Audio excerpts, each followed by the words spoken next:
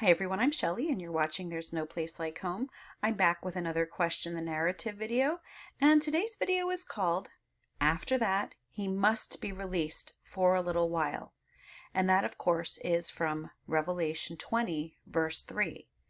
And you're probably thinking to yourself, how many times do you need to do this verse over and over again?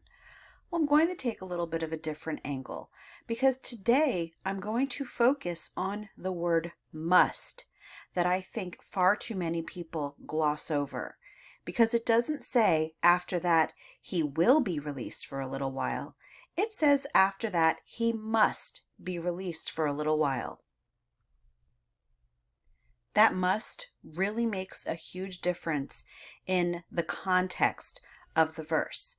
So if we read Revelation 20 verse 3, and if we replace the word must with will, let's just see how that sounds. And threw him into the pit, and shut it and sealed it over him, so that he might not deceive the nations any longer, until the 1,000 years were ended. After that, he will be released for a little while. So if we put the word will in there, it certainly sounds like he will be released for a little while to do carte blanche, whatever he wants. But now, if we put in must, that changes things. And threw him into the pit, and shut it and sealed it over him, so that he might not deceive the nations any longer, until the 1,000 years were ended. After that, he must be released for a little while. God had a purpose in releasing Satan. This wasn't something that was done willy-nilly just so that Satan could have one last bit of fun before he was thrown into the lake of fire. This is something that God had an intention for, a deliberate intention. The Berean Literal Bible actually says it this way: after these things, it is necessary for him to be released for a little time. And I actually really like that, because if you go to the Greek, and if you scroll down to where it says must, let's look at what word is used for that. So must is the word, I'm probably going to say it wrong, I'm just going to say day, but it means third person singular active present of deo. Also deon, neuter active participle of the same, both used impersonally. Sounds like it doesn't really mean much until you get to this part. It is necessary.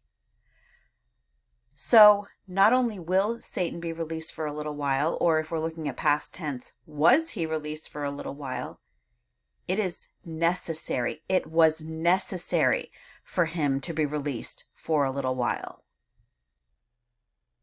So that brings to mind the question, well, what was God's purpose then for releasing him? And it's a question that I had asked myself so many times when I was in the Little Season camp. I was always asking myself, why? What was the purpose of releasing Satan? And I could never quite figure it out. Although at times I thought to myself, well, maybe it was so that he could hide that the millennial kingdom had already happened.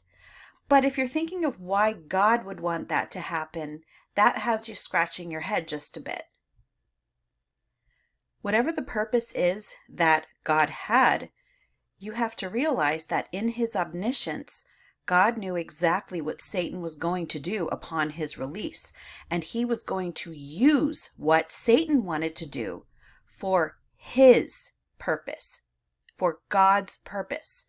So we often look at all the deception in the world today. Yes, there's a lot of deception everywhere. I'm going to remind you that there has been deception everywhere throughout history. It's just very easy for us to see now because A, we're living in this time period and we've never lived in another time period, and B, we have the internet, so these things come to us much easier. But you also have to ask yourself, first of all, if the purpose was for the millennial kingdom to be hidden, why would God want that hidden?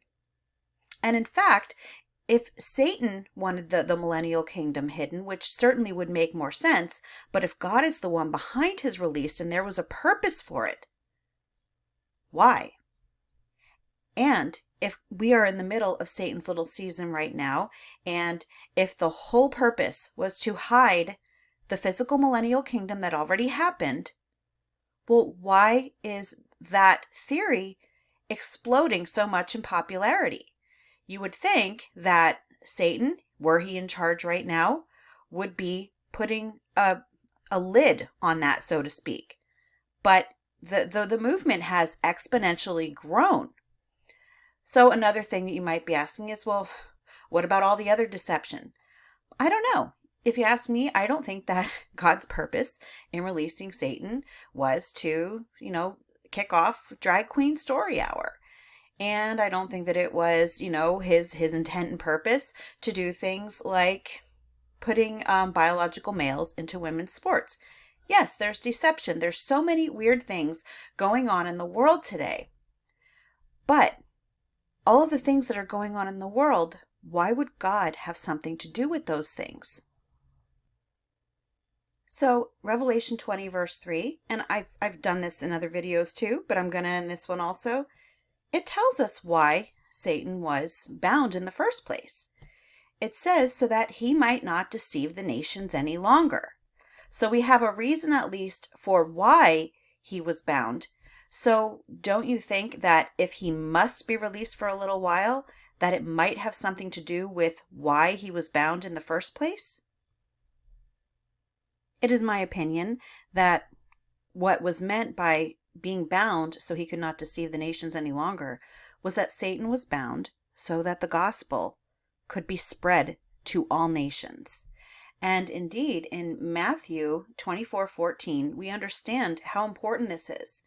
It says, "And this gospel of the kingdom will be proclaimed throughout the whole world as a testimony to all nations, and then the end will come."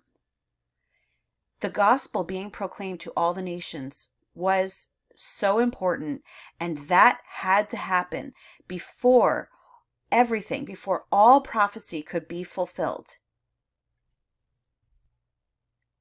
And I believe that it is during the time that Satan was bound that the gospel was preached to all nations, just as it said that it had to be in Matthew 24:14, and then the end would come. In Romans, this is Romans 16:26, it says, "But now has been disclosed and through the prophetic writings has been made known to all nations, according to the command of the eternal God to bring about the obedience of faith."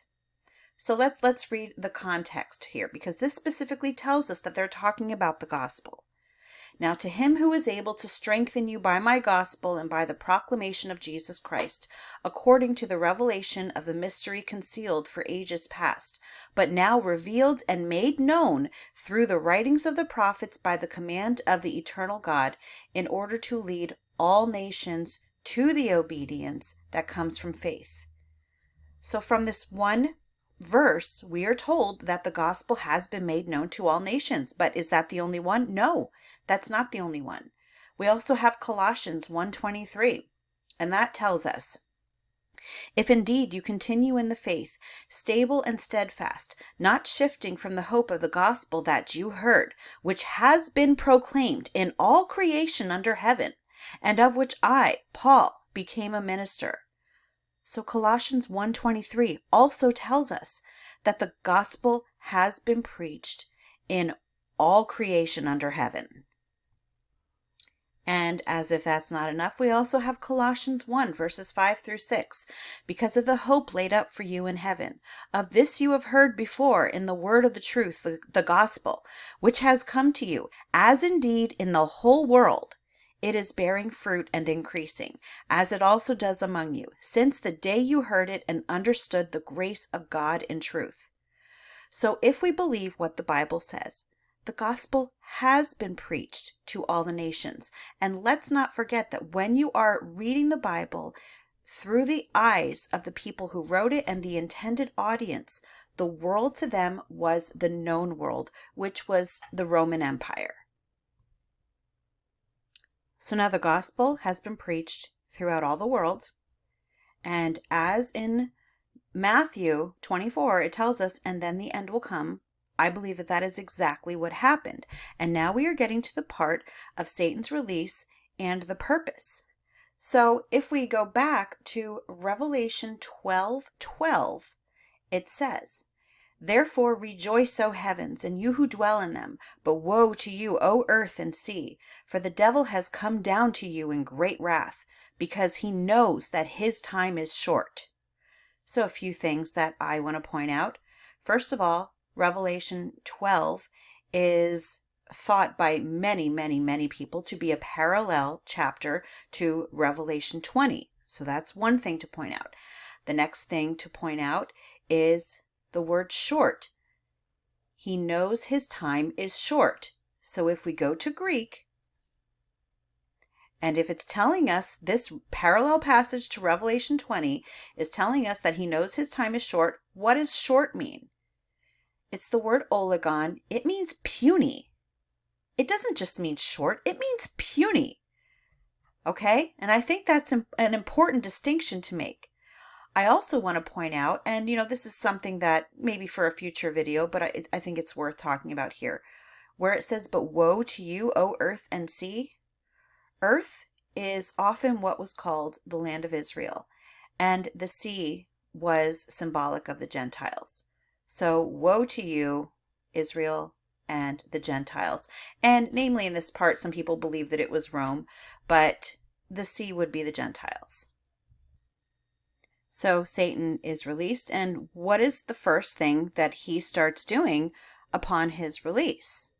Well, he starts stirring up the apostate Jews to incite violence against Rome. And that's actually how the siege against Jerusalem started, was because the apostate Jews were causing trouble. They were starting trouble with Rome. Rome attacked Jerusalem. And let's not forget, Jerusalem is where Jesus was crucified and resurrected. So, of course, Satan would want Jerusalem to be the center of this. And Jerusalem was also where the temple was located. And Jerusalem was also where a multitude of Christians had lived before fleeing because of Jesus' warning. In Luke chapter 21, verses 20 and 21, it says, and this is Jesus speaking here, but when you see Jerusalem surrounded by armies, you will know that her desolation is near. Then let those who are in Judea flee to the mountains. Let those in the city get out, and let those in the country stay out of the city. So yes, there were Christians in Jerusalem, but they heeded Jesus' warning. They saw the army surrounding and they got out of there. A lot of them fled to Pella, and others went to other places as well. But the flight to Pella is, it's pretty well known. I won't say in Christian history because it's not something that I ever learned in church, but it is actually something well known by historians. So Satan clearly had a vendetta against the people of Jerusalem. And I firmly believe that God used Satan and he used the Roman army to bring about his judgment on Jerusalem in AD 70. There was a purpose for Satan's release, and I believe that purpose is because God, in his omniscience, knew exactly what Satan was going to do. He was going to stir up trouble, and he was going to stir up this war in Jerusalem. And God has used other nations to bring judgment on other nations. I know it's not really great English, but it has happened before. And I firmly believe that that is what happened now. And you might be wondering, well, why? Why would God want to, why would he bring judgment on Jerusalem? Well, Matthew 23, verses 29 to 36 tells us why. This is Jesus saying, "Woe to you, scribes and Pharisees, hypocrites! For you build the tombs of the prophets and decorate the monuments of the righteous, saying, if we had lived in the days of our fathers, we would not have taken part with them in shedding the blood of the prophets. Thus you witness against yourselves that you are sons of those who murdered the prophets. Fill up then the measure of your fathers. You serpents, you brood of vipers, how are you to escape being sentenced to hell? Therefore, I send you prophets and wise men and scribes, some of whom you will kill and crucify, and some you will flog in your synagogues and persecute from town to town," which is exactly what they did, by the way, "so that on you may come all the righteous blood shed on earth, from the blood of righteous Abel to the blood of Zechariah, the son of Berechiah, whom you murdered between the sanctuary and the altar. Truly I say to you, all these things will come upon this generation. Jerusalem was going to be judged for this very reason. So the question is, did Satan know that this was going to happen, that God was using him for his own purpose in order to do these things?